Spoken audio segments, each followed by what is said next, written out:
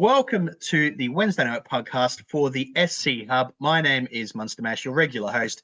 Joining me tonight, we've got DVG and Barnsey from the All-Stars. How's it going, guys? Excellent, thanks, mate. First of all, we'll do a quick shout out for anybody that doesn't know. Barnsey, you are absolutely flying this year. So it's good to get some people on here that know what they're talking about rather than me spouting dribble each and every week. Mate, DVG's the NBL champion currently, still holding the trophy. So yeah, so still holding it for another still holding it for another like 6 weeks until the next season starts. So. No, you hold it until the new champion is crowned. Milk that for all it's worth. All right. So look, we'll start with you, DVG. Obviously, we'll see how your NRL Super Coach is going this year.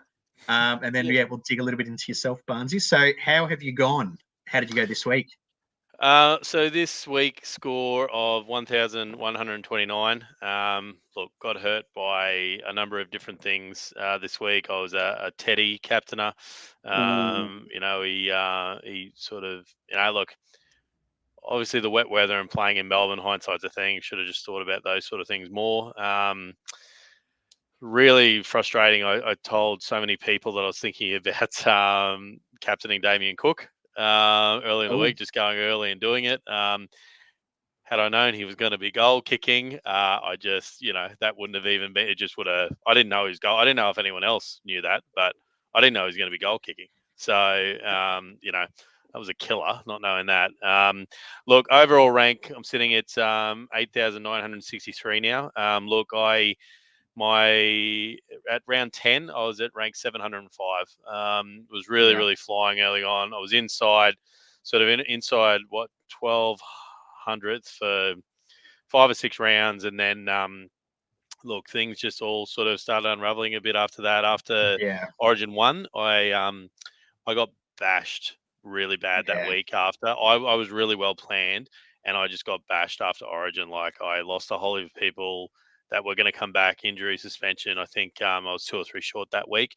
And then the week that Garrick got knocked out, I traded him that week, and I captained him. And I also brought in Nick Meaney that week, who scored his lowest score of the year and got injured. So things have had a bit of a slide since then. So, look, is what it is. Still obviously enjoy it as much as I have. A bit of a funny story for you guys and the listeners. So this afternoon, I tell my wife, I'm going on podcast with a couple of guys tonight, and one of the guys he's flying, like he's coming fourth. I said he must be like squeezing his butt cheeks. It's worth 50 grand. Like, it just must be whatever.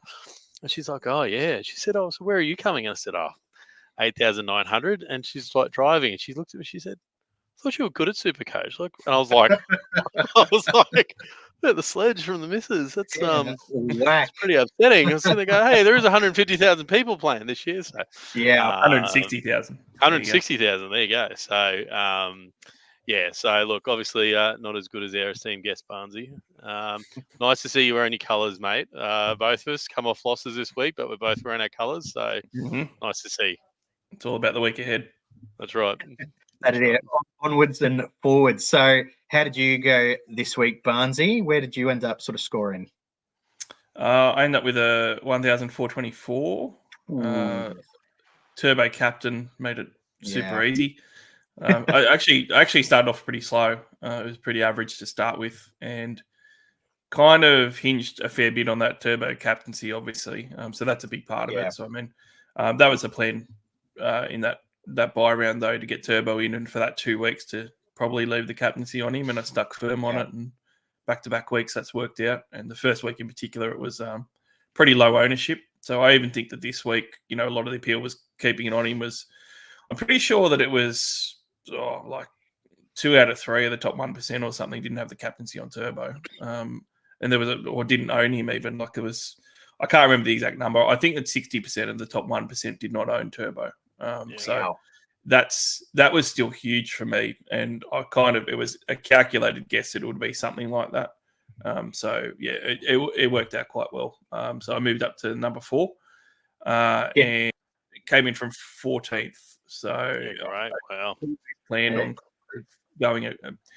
Round 19 was hard, but I always had in the rearview mirror round 20 that I knew was coaching, and I think that I've said it on the All Stars podcast quite a bit this year, and certainly the last couple of months. Be careful around 20 because it's a killer, and it's not just a killer because of the 3 teams out, which are very Supercoach relevant, but it's a killer too because you're going to have Origin outs as well. We've got an inkling in Origin 2 that we had like 80+% rested, and that was going to happen again. So I just thought it was a big moving round. So it was a time to start to look at those moves round 19 and 20 because, to be honest, like if I didn't move like I have the last sort of 4 or 5 weeks in particular, I didn't think that I was going to be in with a shot of getting there. Yeah. If you wait too late, you're not going to get there.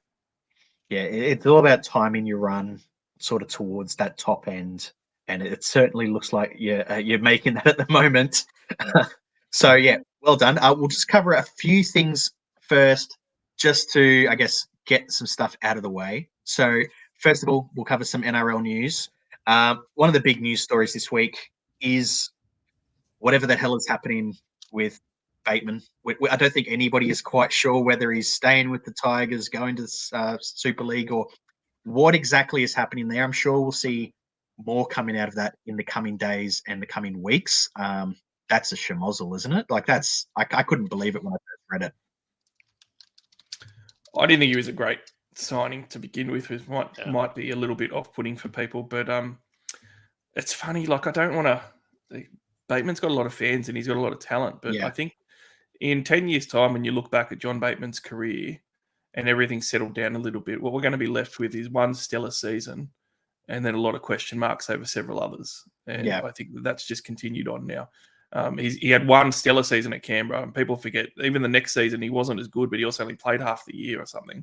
Yeah, and then he demanded to leave and left and went back to England, and he's come into the Tigers and he's a lot older.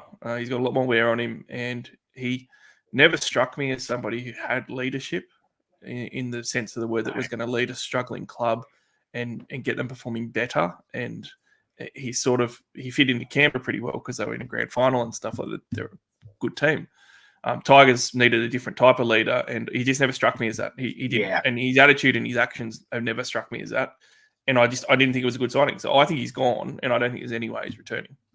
Yeah. If I was somebody at the Tigers, I'd be letting him just stay in England. Like for me, I think you look at somebody like, funnily enough, the Bulldogs, who have now started to sort of really harness that, like the leadership of somebody like a Stephen Crichton, and they're on the up. And it's just the opposite with Bateman. And I think that's sort of where you can see it from that sort of leadership, like lack of leadership sense. Look, I think that the thing that has, taking all things aside, right? Like he's played a lot of footy, right?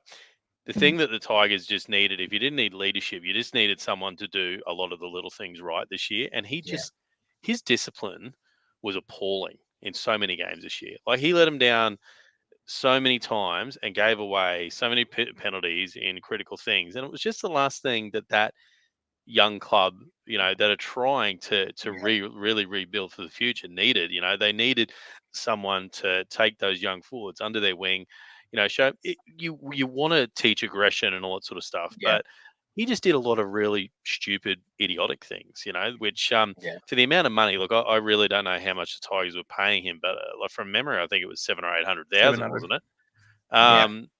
It's a lot of money, and I've got no doubt that this has all come about. We all heard about all the drama when Shane Richardson flew over to England during, it was in and around the Origin period, like Origin 1 period or something. He flew over there, and I've got no doubt this is he had. And I think, I'm not a Tigers supporter, obviously Bulldog supporter, but I was, speaking to a couple of good mates of mine that are Tigers fans. They're really happy with it. So I think onwards and upwards for the Tigers, and I think for all involved, I think it's probably a good thing. I think you just go back to England and go back to his family over there, and do his thing over there. Yeah, no, very much in agreement. So the other big news, I guess, is that we've seen Mitch Moses is gone for the year. He's having surgery.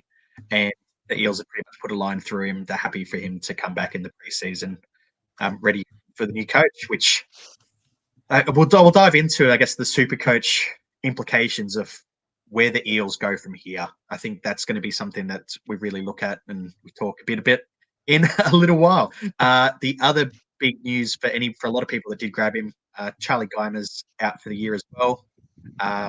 Yeah, I think there's a few things going on there at the Eels. I think there could be some bad signs, but as I said, we'll dive into that in a bit. And then the last sort of big bit of news, and something I personally am really excited to watch, is the NRLW's back. I love watching the ladies just belt each other, to be fair. Look, it's a different type of game. I don't watch it because it's the same as the NRL. It's its own thing. Love watching it, though. What do you guys think about the NRLW? Yeah, I'll do a shameless plug. NRL All Stars Talking Footy episode today. It was Origin 3 review in the series, but also NRLW. Jamie Soward jumps on each year now this is the 4th year in a row and does a NRLW preview with me, which is always great to get his insight and everything. It's his 4th 100%. Year as a Dragons coach, and talks about obviously where they're at. But it's always interesting every single year because it's such a evolving, developing league and even concept in how they run it and everything that there's always interesting tidbits that he provides every year. It's really interesting. So if you want to hear that, go and check out the podcast today for NRL All Stars. But I think it's again going to be that much more professional, that much more high quality, and that much more built up year on year, like we've seen. And this is going to be the pinnacle again. And one of the things that we mentioned today was last year they brought in the multi-year deals, and that's the first time that's happened. And that was always something that even though it happened in 2023, you weren't going to get the knock-on effect until now. And one of the really refreshing things for me, I watch every NRL game, every single one. And I don't watch every NRLW game, but I enjoy watching it. I just can't fit it all into the calendar. And one of the things each year that's really hard with it is 50% of the leagues move somewhere else, and there's players everywhere. And this year was like, wow, it worked. You don't have players signing 1 year everywhere. You had a lot of continuity with the teams and stuff, and that's really good, and it's great for fans too. Yeah, completely agree. Like I was reading about the Cowboys, all the ladies that are playing for them this year. Basically, they have finally had a proper preseason, and the majority of them are now based in Townsville. So it's for somebody that's obviously they were one of the, we'll say, not as good teams last year. They're going to be much improved. So I think it's going to be a really good season. And if you're not doing well in Supercoach, get your NRLW mix of teams in. I can't actually wait. I've got a little bit more of an incentive this year actually to watch the NRLW. A guy that I work with is actually going to be calling a couple of the NRLW games for Channel 9.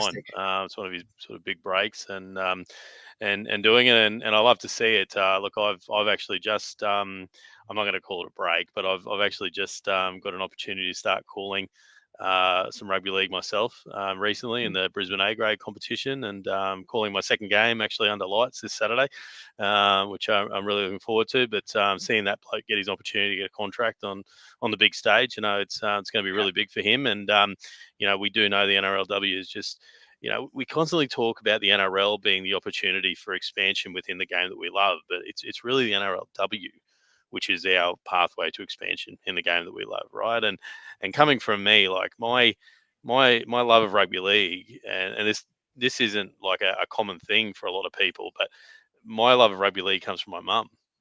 My mum was the one that really, was the reason that I love the game I love. Like I had cousins that played, in the New South Wales Rugby League and the ARL growing up. But it was my mum that gave me all those opportunities to, turn on to ABC Grandstand Radio for Saturday afternoons. And she let me stay up on Friday nights when I was 6 years old. And she was the one who took me to Lang Park and State of Origins and have to hold me while I'm covering, cans being thrown at our heads when we were 10 or 11 years old. So, this concept, which is empowering women in our game, bringing more women to our game, bringing women to the forefront of the game. For a bloke like me, whose mum is one of the big reasons that I'm so passionate about the game. But as a bloke who's got 3 daughters, like this is really great. That's what we're doing, and I'm really hoping that the whole rugby league community really embraces this and really takes on everything about it, and we really capitalize on this expansion and really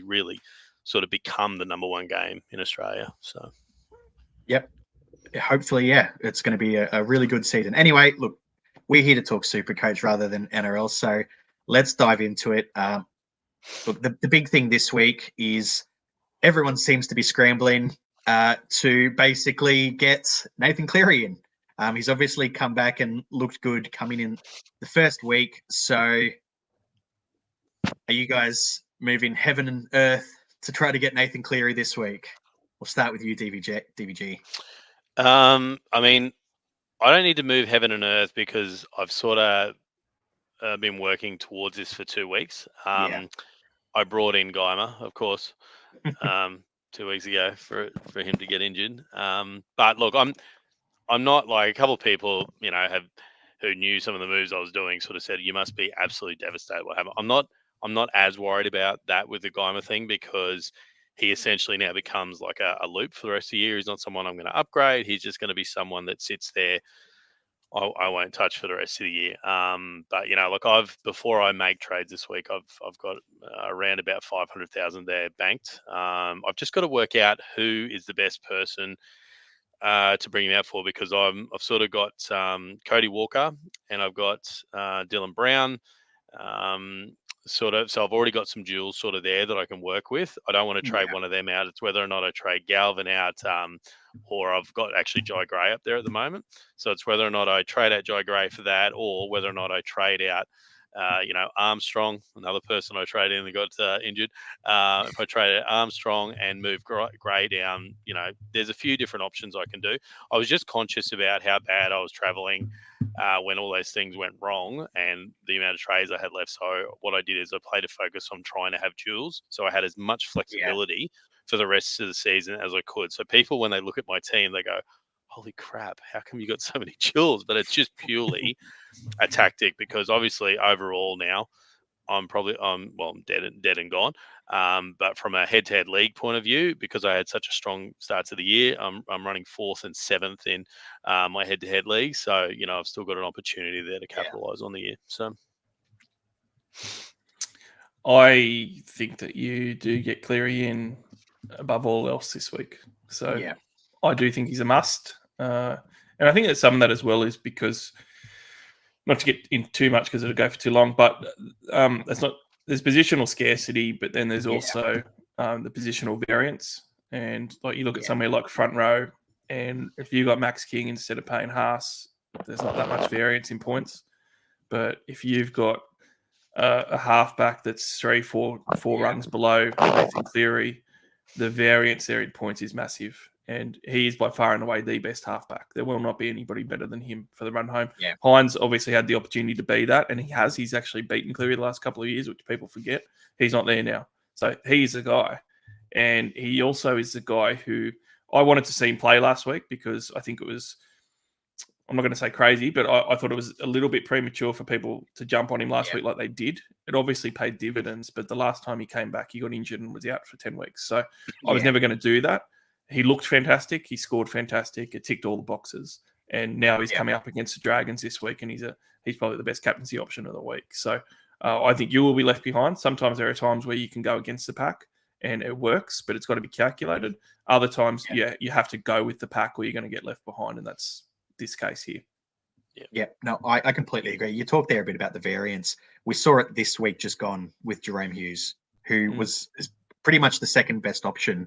He put out a 35, and you don't see that from Nathan Cleary almost ever, barring injury.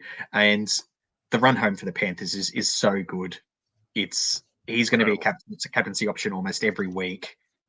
So it's for me, it's an absolute no-brainer. Now, the thing that I think a lot of people will be looking at is who you trade to get him. And I think this is where there's going to be a lot of drama because it's who there are a few players that are all around the same area. You got your Burtons, your Galvins, your Dylan Browns. They're all roughly similar. So who is the one to trade? The two names that I've seen that have jumped out are probably Dylan Brown and Jaden Campbell as the two ones getting traded. I'm probably going to have to do Dylan Brown myself. And I've got my own thoughts because I don't think the Eels, I think they might shut up shop a bit this year. I think their race is done. So I wouldn't be surprised if we see a few blowout scores against the Eels, and they might just. So for me, I would have got like Dylan Brown versus a Burton. I'd rather have a Burton who's in a team that's still competing. Even like a Jai Gray, I've got him as well. I think I'd probably hold him while Latrell's out over a Dylan Brown purely because the Rabbitohs have more to play for, in my opinion. What about you guys? Who are you thinking of trading for Cleary? Well, I pretty much, there's no way I would consider Burton because I pretty much, as part of the Cleary package and my plan for the last fortnight, got Burton in. So Burton came in for me last week. And like I said, like Burton came in for Hines for me last week, which gave me the cash there just in case Cleary did get hurt or something happened at training this week. I've got the money there and Hines is already out and I'll hold Brown in that case. But the plan was always Brown's going to go out. And I agree with what you said there about the Eels. You've got to look at, what they've done so far hasn't been good enough for Dylan Brown. So how are they going to go better? They're not going to get better. And at the moment, we're all unhappy owning him. So it's one of those things where he's in like a third of super coaches own Dylan Brown as well. He's heavily owned. He's not scoring well. And all the information that you could find for yourself and context says that he's going to score worse on the run home. So, he's averaging 64. I wouldn't be surprised if he averages 56, 57 on the run home. And at the moment, like the great thing about Dylan Brown is that, as always, as a super coach option, he's got a really good floor. Having a really good floor is great, but it's no good if you don't have some high scores. Yeah. And he's only gone 80 plus 3 times in 17 games. Like you just don't get anything out of him. And it's just going to get worse. And you look at that run, and we've got to play the Storm, got to play the Warriors away, got to play Penrith, then got to play the Roosters, then you got to play the Broncos away. It's brutal. Well, at least we get 2 good games at the end for around 26 and 27 when everyone's season's almost over. It's just what we got him for. There you go. There's the hot tip here. Bring Dylan Brown back in for the last 2 rounds. What about you, DVG? Who are you thinking of trading for Cleary? Yeah, look, I when I mentioned to you that I started putting these things in place 2 weeks ago, and the plan was Galvin. Like the plan was to trade Galvin out, but the thing is, the Tigers, as we know, struggling so badly. But this kid, he digs in every week, right? He digs in every week, and the thing is, he does still have the ability, and we've seen it. He does still have the ability to put some points on. So, I've made the decision to keep Galvin, and I've made the decision to keep Cody Walker because of his duels and because South do have stuff to play on, and it's not like Cody's massively owned. Look, the Dylan Brown thing, I totally agree with everything you said. Again, I'm keeping him purely because of the fact that if I get an injury in between Cody and him, I could swap things out now. Mm-hmm. So I think I'm either going to trade out Jai Gray for him, or I'm going to trade out Armstrong and I'll flip Jai Gray down to fullback for a week, and then do it that way and have Cleary up there, and then I've got Garrick as a duel, I've got Iro as a duel, so I've got some flexibility that I can move someone down there, or I can trade in. Like I don't want to trade in Turbo this week purely because of the bye next week. Obviously, too late now. We missed him last week, so not going to do him this week. I had actually always planned to bring Pappenhausen. That was my plan because of Melbourne Storm's run, but now we've read that horror story that came out. Oh my! I was just like, oh my goodness! So that's it. I'm not trading him in because of hearing that. So and look at I would love to bring in Trell like that. That's who I would love to bring in for the run home. But if he doesn't come back, is he still 3 games away? I think he's only 2 away. But is he 2 away? Yeah. So that's close. That's probably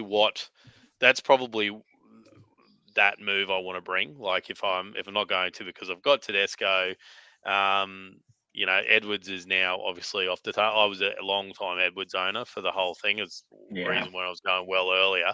I had him, but I held him for probably too long through Origin and all that sort of stuff. So he's off the table. There's no one really else in my mind that's all that enticing. So Turbo no go because of the bye next week. So I think I'm just going to sit there and just play Tedesco, and then I'll bring in Cleary by that way, and I've still got a bit of cash there to do some things with. So I think some teams as well have got other options. Like I say, Dylan Brown from my team, and like I've just written him off, and I'll be happy to stand by it. But there's teams that do have Wishart there, and you always got to prioritise guys that you're not going to play down the track or that are going to be cut anyway. Like if you're going to trade someone in 2 weeks, trade them now, and keep the guy in Dylan Brown that's a warm body that you can play. That's a mistake that I see teams make sometimes.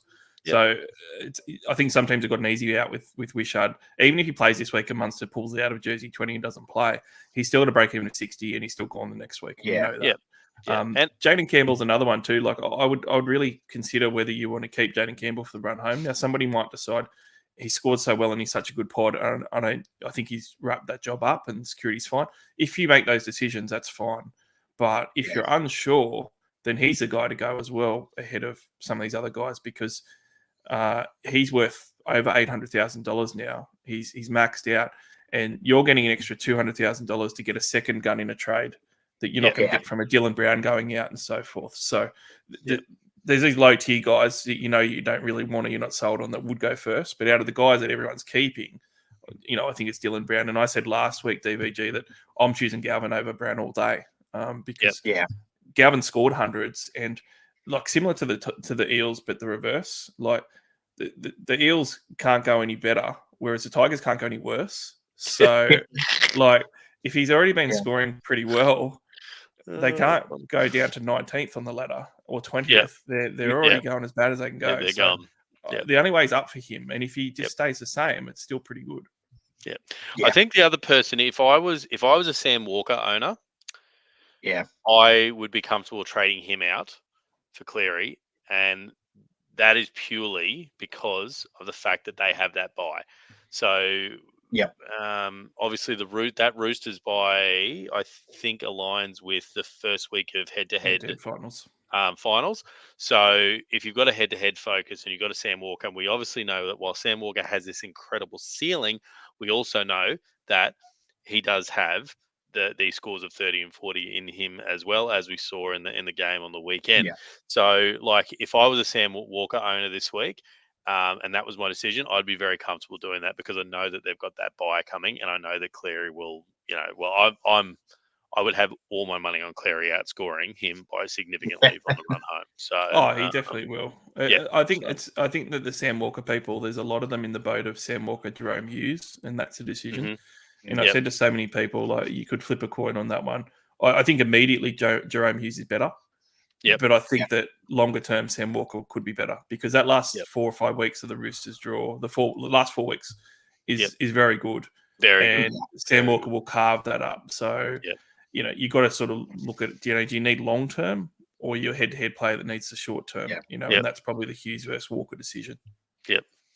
Well, just on that, I can provide maybe a little bit more insight because I am a Storm fan, and with Munster, if he's not back this week, he's probably next week, and he takes up a good chunk of the attack as well. It gets shared a lot more, so I think a lot of the attacking stats that we have seen Jerome Hughes get will be less because it'll be shared attack with Munster, and that's played out in Supercoach in previous years.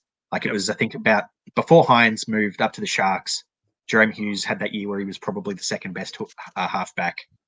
And it was the exact same thing. He really went really well when other members of the spine were out. So when there's much more focus on him as the main playmaker, that's when his Supercoach goes really well.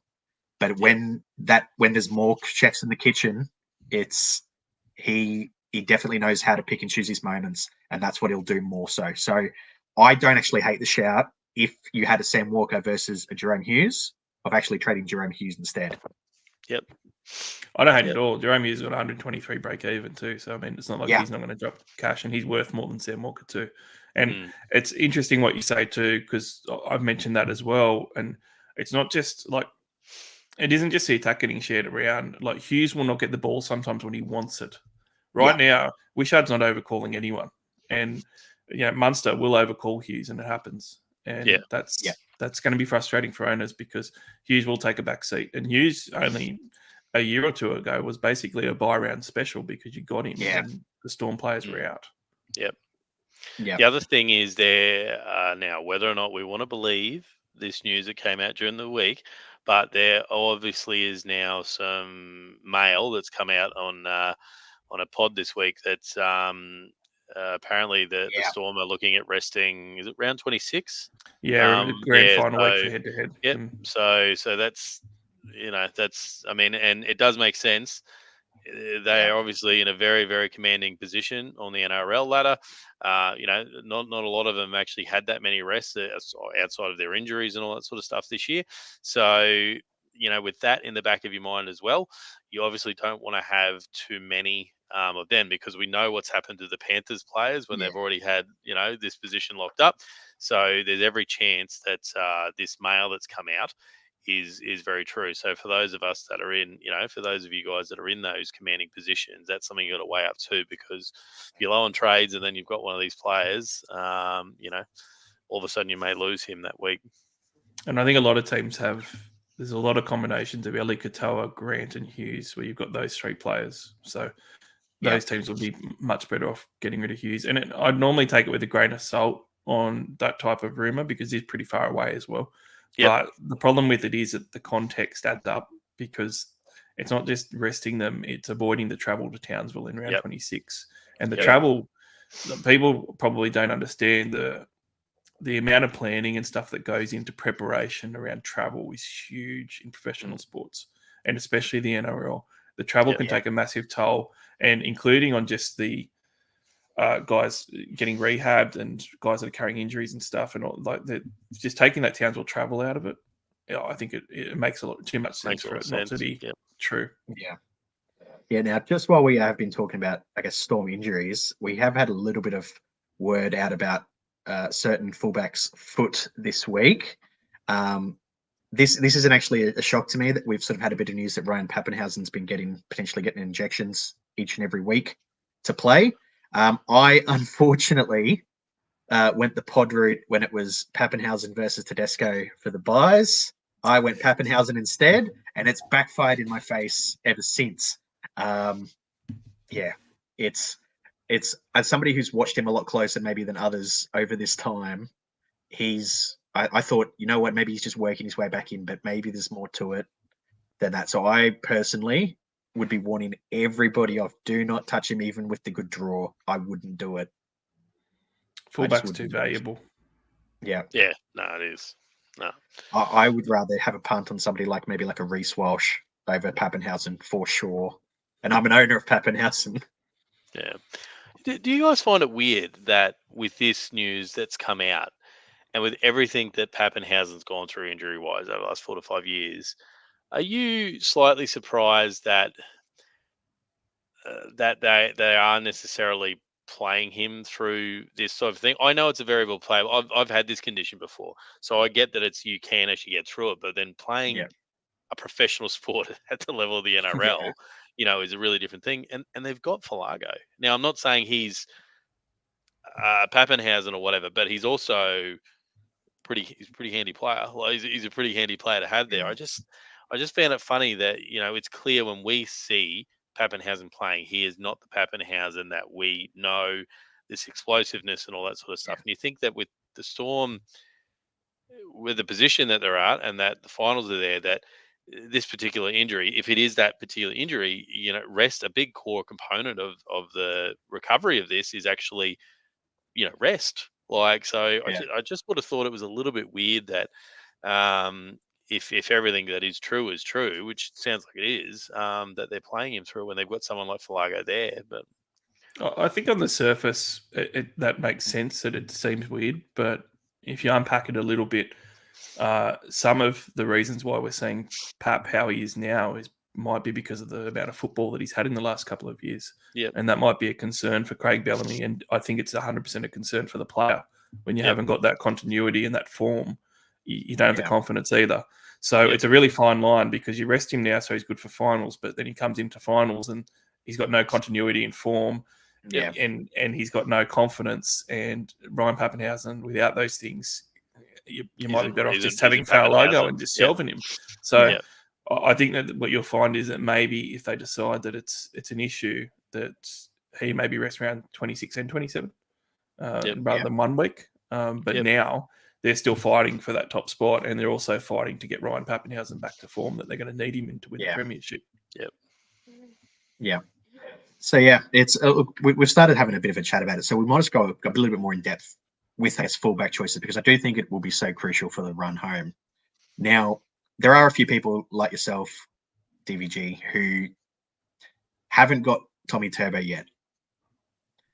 I have seen a few people talk about it, that it might actually be best to dodge him. And I think I actually can see that over the next 2 weeks. Like, I mean, look, he's playing the Roosters this week, look, yes, he can probably ton up. I mean, he can do that against anyone at any given moment, but that's less likely against the Roosters. And then he's got the bye next week. So if you were to have a different fullback, then you might be suddenly 100 points up on where Tommy Turbo is over those 2 weeks. So what do you guys think about potentially dodging him? And if you do, who are other options that you quite like? Because I actually quite like, when he's back, Dylan Edwards. I actually think he could be a really nice pod, because he's been probably one of the best fullbacks for Supercoach this year so far, even though it was without Cleary. So what do you guys think? We'll start with you, Barnesy. So I obviously got in Turbo a couple of weeks ago and was really big on him. And it's the whole timing thing with Supercoach. One of the best buys you can make 2 weeks ago doesn't mean he's the best buy to make now. And I wouldn't buy him now. I was so into it last fortnight. I loved it 2 weeks ago. Even liked it last week. I don't like it this week because, yes, he's got a -30 break even, but that doesn't really matter that much at this point. And he's playing the Roosters, and then he's got to buy. So what are you going to get the next 2 weeks? And I've seen people trading a Reece Walsh to him. I've seen people trading good fullbacks to him. I've even seen people entertain the fact of, well, Tedesco's worth a lot of money. He's got around 23 buy coming up. I'm worried about my head-to-head. They're trading him. What are you going to get the next 2 weeks out of Turbo? If he scores 50 points, you get 50 points over 2 weeks. So to me, the other thing is as well that all these fullbacks that are elite have their runs, and it's about timing when you have them and when you need to lay one and just realise I've lost this run for this 2 weeks, but mine will come again, or you're going to spend a trade on it. And the other guys coming up, Kalen Ponga, by the time Turbo's out of his bye, Kalen Ponga is going to have a 100+ break even and play Penrith and be like $600,000 and then have one of the juiciest runs home of anyone. And then you're going to want him anyway, and you've got nothing out of Turbo. Reece Walsh that you raised as well is another option. You know, he is a 10% close to pod option for the run home with the draw that Brisbane have and the goal kicking. He may very well outscore Turbo from here on out. So if you've missed out on those points, it's a big deal, and I would be looking at these other options. To me, Teddy's a must. To me, these other guys are possibilities. Dylan Edwards, I think that there was some rumours and certainly a confirmed quote that said that they're going to take it easy with him. And it came in the Paul Alamoti news that they're going to take it easy with him. So it seems to suggest that he might be 3 or 4 weeks away. And by then, you know, you don't really know what's going to happen. So I'm not sure on that. But yeah, I just think that there's multiple options and there's better options at the moment now. And you're not going to get last week's points. You're not even going to get the week before's points. And for those that are in their maths and analytics, he just scored 178. It's 174. The chances of you getting that again this year is like winning the lottery. It's very, very, very unlikely to happen. So what are you chasing here? Because maybe your best bet is to get a 140 at some point, and it's not going to be the next 2 weeks, and maybe it's going to be 4, and then you've got all these other fullbacks. So I mean, it's just there's so many ways that it doesn't work out. I'm happy that everyone's jumping on, because if you got on early like me, then it really helps you out, because what we found is that people couldn't get on Turbo 2 weeks ago because there's only 2 fullbacks in Supercoach. You're stuck with these 2 and you can't get rid of one. That's going to happen again. You might be stuck with Turbo and Teddy, and both of them have buys 2 consecutive weeks, and then all of a sudden you can't get the guy that you want. You know, it's just very hard decisions at the moment. Yeah. Look, in my view, because of the buys that are coming and the injuries and stuff, look, if you don't have Tedesco, right, I think Tedesco is one that you should have right now, even though you've got that buy coming up. I tell you what, Barnesy talked about the Dylan Edwards, and it came out that they're going to take their time with him. Depending on your trades. Dane Laurie? Yeah, correct. Look, you're talking about someone that, look, we know he's got defensive deficiencies. We know that. But from a pure attack point of view, and in that Panthers system, and with the Panthers run that's coming up, that's not crazy. That's really not crazy. Like I am actually positive that they are going to take all the time in the world with Edwards. Like I reckon that they will take 4 weeks minimum. Right? He was sort of already got an injury just before the first Origin. You can see that even though he played well through Origin, that he was carrying stuff through Origin 2. He wasn't able to play much, through those other games through that time. And then he obviously copped the injury in the last Origin. They know how valuable, the Panthers know how valuable Dylan Edwards is. We saw how valuable Dylan Edwards was to that team through the start of this year. So I reckon that they're going to do everything they can to take their time. And I'm looking down, if you just filter in Supercoach and you look down all these fullbacks that we've got, I can find knocks on a lot of them right now for just a bunch of different things, whether it's buys or any of that sort of stuff, or knowing he's resting or injuries. I just look at Dane Laurie and said, look, if I'm a person that's got 5 or 6 trades, right, and I want to move that I can hold for someone for the next 4 to 5 weeks that I can then flip up to a Latrell when he comes back, to a Ponga, Dane Laurie actually, to me, seems like the guy that, I would do. Yep, I really like that shout. And outside of the box as well. It's way outside the box. Yeah. Well, the other thing that I had in, like, not necessarily for me, but I thought that could be an option is something similar. So a lot of us do have fullback wing duels, so you could use it to potentially grab one of these top CTWs that others don't have, and sort of maybe run an Iro as your second fullback, maybe for a couple of weeks, and maybe grab somebody like a Brian Toto that nobody else is grabbing because he's that sort of, that more expensive price. As I said, we've sort of chatted earlier about the Panthers have got a really good run. So, I mean, all of their outside backs, I could almost see an argument for all of them in some way, shape, or form.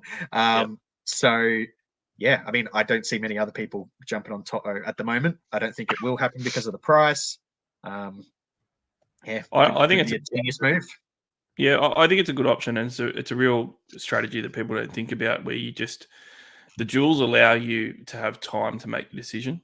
So you can decide to come out around 23 after the Roosters bye in 2 weeks' time, and then look at all the fullbacks available, and not be pushed into burning a trade because you get a centre wing in that you're going to keep anyway, and then you make the trade that you would have made 2 weeks before, but with extra information. And it's a really good way of doing it sometimes, as a 1 week type of thing for people that don't have money. Another example is get a guy in there that is centre wing eligible that's playing fullback this week. Roger Tuivasa-Sheck has a good matchup and has scored 70s and 80s for 2 weeks now. And now he might be out of fullback next week, but that's okay. He's still got a good matchup at home next week again, and you can move him, in 2 weeks' time back to your centre wing, and he's only a $500K investment at the moment. So save your money to give yourself the decisions on your fullback in 2 weeks, and you can do that as a strategy. Yeah. Now, we have had just a quick shout out from one of the guys that helps us with the hub, Kando. So nice little shout out there for you guys. Thanks, Kane. All right.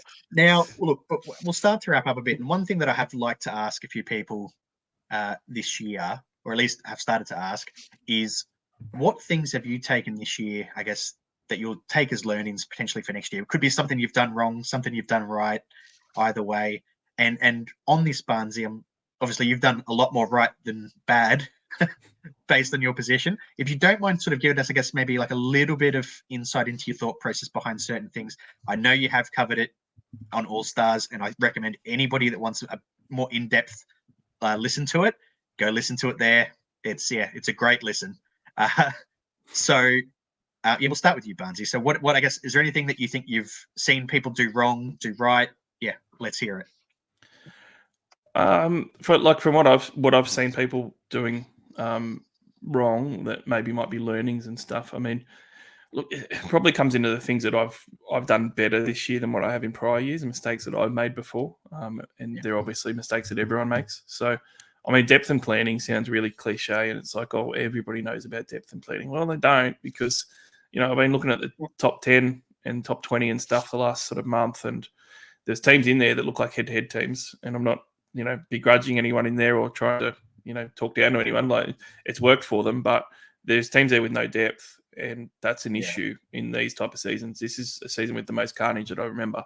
So, that's one thing. The depth is important, and teams repeatedly keep chasing those points, going gun to gun or usable player to a gun when they've got, a squad of 19 or 18, and it's not enough. And then the planning comes into it as well. When the mistake that you can make is not identifying the rounds that are going to be the real movement rounds. Like, it's no good hammering out one of the best scores you ever scored in round 25 when you can only move 10% versus, the 100% that you could have moved in round 20. So identify those big moving rounds and hit them aggressively and hard, because it's going to pay more dividends than hitting other rounds later on. The other probably one is the measured pod plays. So I think that's everyone loves a pod. I love a pod, but you can go a bit pod heavy, and it's also got to be a calculated pod move. Like, anyone can hit. We all remember the great Jack Reed run of a 4-game average of 120 or something for a guy that couldn't average 34 in 80 minutes and probably couldn't average 40 if you gave him 100 minutes. He just killed it. Anyone can do it, but the probability of it's very slim, and then you end up stuck with these guys and you go through trades. So definitely you got to measure your pods, and also measure your pods as to it might not be a massive pod, but if you're looking at where you're climbing, which is something that I do, look at getting on guys you think are going to go off 1 or 2 weeks earlier. Turbo is a good recent example for me. Those 2 scores I got off him were crucial. I don't even care about owning him now.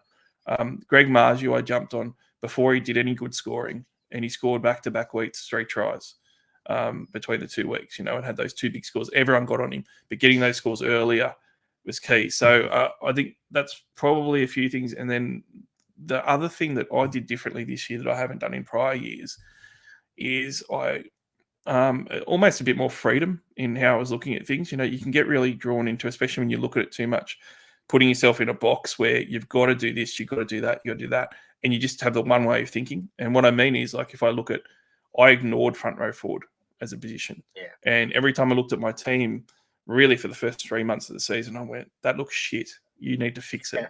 Yeah. And all the other years, I would have done it. I would have burned a trade on a Payne Haas. I would have burned a trade on a Fanil Blake, which I never got, and all these other ones. And probably spent 3 or 4 trades trying to fix front row forward. I just left it. And it took a lot of discipline, and I didn't think I was doing the right thing for a while, but I just left it because I hated it and went, no, why am I trading there? It's no good. And sometimes that works. It's the trades that you hold back from and that you don't do that are actually going to pay the biggest dividends. Yeah, very much. I can 100% back up what you've said. Like, as I've mentioned earlier, I went for the pod route with Pappenhausen when I should have gone Teddy, which everybody went. And I'm sitting much further back than everybody else. So, yes, definitely be measured with your pods. Don't do it for podding's sake. What about you, DVG? I agree with the last bit of what Barnesy was talking about, the freedom, first and foremost. I had a very, very similar philosophy to Barnesy about front row forward this year. But in my case, things came unstuck because I started the year with Flegler and Paseka. So I, would you believe, actually held Flegler on the bench without scoring until round 14. So I literally was like, no, I'm not trading. But then I lost Paseka as well. So all of a sudden, I lost Paseka, I lost Flegler. Yeah. And I was like, man, I'm in all sorts. I've got Hughes and Terrell May. And that was when that all happened. When I lost Paseka was around the same time the Garrick thing happened. So just, all that imploded. But I think not having yourself writing out a plan at the starting year and sticking that plan, you've got to be with Supercoach. Doesn't matter which code of Supercoach. You have to just let things roll and just roll with the punches the best you can, right? You've sometimes got to just throw the rule book out and just try different things, right, to get yourself to where you want to go. The other thing I'll say, and you know what, I'm not going to say this is a learning, but it's something that reinforced something for me this year. I made a decision to start the year with not too many people who I thought would be playing Origin, because I felt like if you have too many Origin players, it would affect you. Now, would you believe I started with, I didn't actually start with Dylan Edwards. I traded Dylan Edwards in round five, maybe round five. But I started the year with Reece Robson, Zach Lomax, and I had Dylan Edwards. And I was sitting there going, how good's this? I'm climbing, and these guys aren't going to be playing Origin. So I get to 705, rank 705. All of a sudden, after that round 10 and 11, it started coming out. Lomax is going to get picked for the wing for New South Wales, and Teddy's going to lose the thing. And I'm like, holy crap. And then Robson's the number 9. So all of a sudden, we talk about what happened to me and my disasters that hit there. Like, I look at that and just go, there's nothing I could have done. Like, I literally did everything that I believe was right. And you guys, in all the analysis that we would have done, I don't think anyone would have thought that those three were sure and certain. Maybe Robson, but there's no way at the start of the year I thought Dylan Edwards and Zach Lomax was playing Origin. So, but taking out of all that and what happened to me, it reinforces that long term, like we're talking the overall Supercoach success, if you're going for the overall rankings point of view, that I don't think you can have too many Origin players in your team, because we've seen how much more players are resting through this period. It might be different if we've got a healthy Cleary the entire time. So if Cleary was healthy from the start, he's one that, you keep through all that sort of stuff. But realistically, all these other people that people have lost, your Reece Robsons, your Carrigans, they're just so valuable. And if you're going to lose them for 6 or 7 club games, right, in your super coach, it's a killer. Like, you literally can't get through it. And I'm a clear example of that. Prior to Origin, rank 705, I lose all these guys to Origin, and then I cop injuries, and then this is what happens. So that experience reinforces that to me, that I think that this NRL Supercoach success, we can't go too heavy on Origin players because it comes unstuck in that middle part of the year. Yeah, no, I think that's some really good insight from two guys that obviously they know what they're doing. So anybody listening, take heed.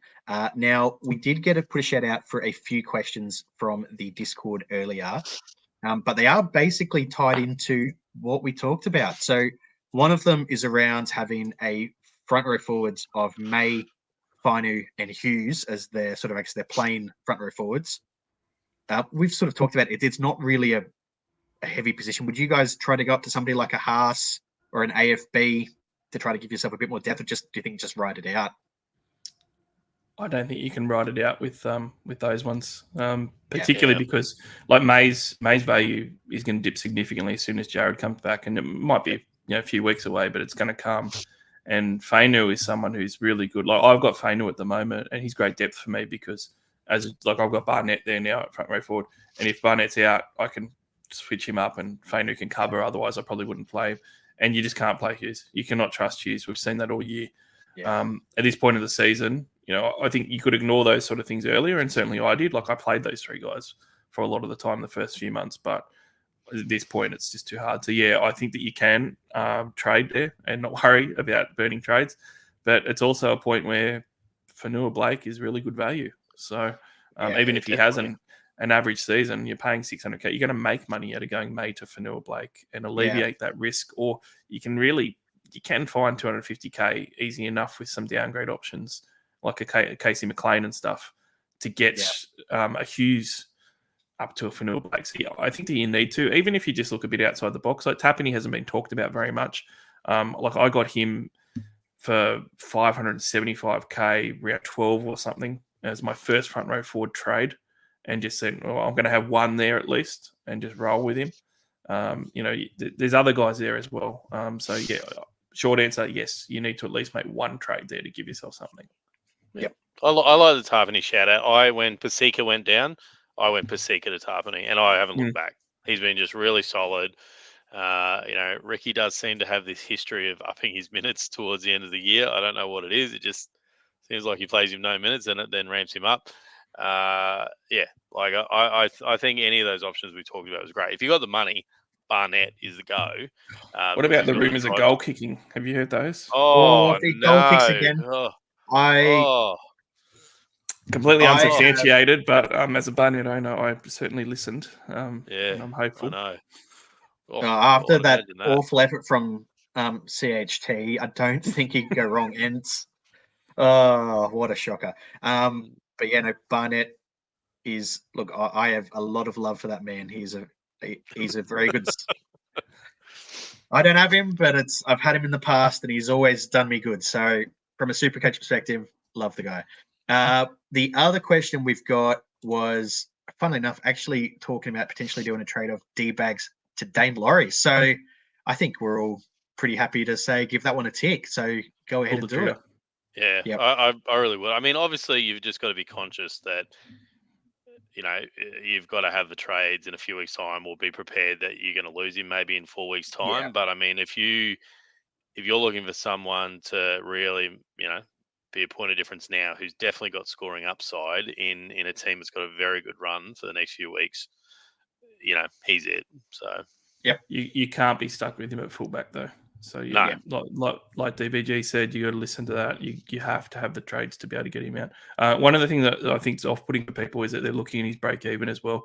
Really key to note, he's got to score a 6 in there that's going to drop out. So as soon as that drops out, he's got the tons there counting, and it'll just all the way down to negatives very quickly next week. So just make sure you got the trades. Yes, 100%. So that's pretty much us for the week. So what are you guys thinking for vice captains and captains? Now, I think we're all on board with saying Nathan Cleary is probably the obvious captain for this week. I don't see a lot of other options. So I think I'm personally looking maybe get a little bit funky with my VC. I actually don't mind putting it on maybe one of the Warriors. I actually don't mind a VC on Adam Fanua-Blake this week. So I think that's where I'm going to go. What about you guys? Look, my vice captains, I mean, I don't own him, but if I did own him, I'd be Barnett would be someone that I'd be looking at. Look, a Melbourne piece. If Munster doesn't play, I'd be happy with VCing Hughes. If Munster doesn't play, I think that you if wouldn't Munster be able to does do play, that though with Cleary, though, would you? That's true. Yep, that's true. So even maybe like an Eli Katoa. Scrap that. Yeah, I don't think Ellie's. I mean, we know he can do it, but he doesn't do it enough. I think that. I don't think he does it enough. So VC then for me would be Teddy, probably it'd be Teddy into Cleary. Yep. I'd be on board. I haven't decided on my VC yet. C is probably Cleary because it seems to make sense, but I never like to lock it in for sure. VC, I think there's a number of options. I like the Teddy shout. I think that the Roosters will bounce back at Allianz. It's not at 4 Pines. Big difference. Really like that one. I'll also throw up there the Reece Walsh. Bulldogs defense has been good, but it's at Suncorp and it's a must win for the Broncos, and he's coming off a 100-point score. So that could be good. And I do. The last time that Parramatta and the Melbourne Storm met, Eli Katoa went 160. I think Grant and Eli Katoa both went around the 116, 120 mark, both of them. And that's largely due to the fact that the Eels seem to their forwards, the middle of the field and the edge are just gold mines, and the Melbourne Storm just did it easy. So I think that that Grant's getting try assists, and I think that Katoa's getting at least one try. So they could be some real interesting VC options that you could throw up there. Yep, I think that's a good point to end this podcast. So thank you very much for joining me, guys. Look, for anybody out there, if you've got some time, listen to All Stars. It's a great listen. So thank you very much for joining me, Barnsey. Thank you. DVG.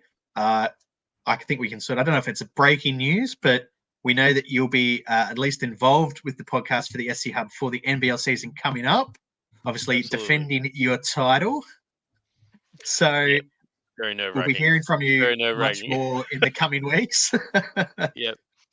Yep. No, looking forward. It's on the countdown now, guys. I think game opens on the 20th. August. I think it opens up now, and they've News Corp have done a bit of work. They got themselves their Twitter handle back properly, so go out there and find it and get it on there. But yeah, it's on the countdown, and yeah, can't wait to work within the community and try and get our heads around what's going to be another great season of NBL. Yep, fantastic. Looking forward to it. Anyway, thank you for everyone for joining us. Thank you for the listen. Yeah, if you're not in the hub, jump in. It's a great place to have a chat with Supercoach. Just get some team advice if you need it. Try to bounce some trade ideas. Plenty of people there willing to help. Mr. Charity will be back with his Thursday team review. So jump in, recommend with a beverage of your choice. It's always a lot of fun in the lead up to a Thursday night game. So yeah, thank you for listening. We'll see you again next week. And yeah, good luck with your super coaching. Thanks, boys. Cheers.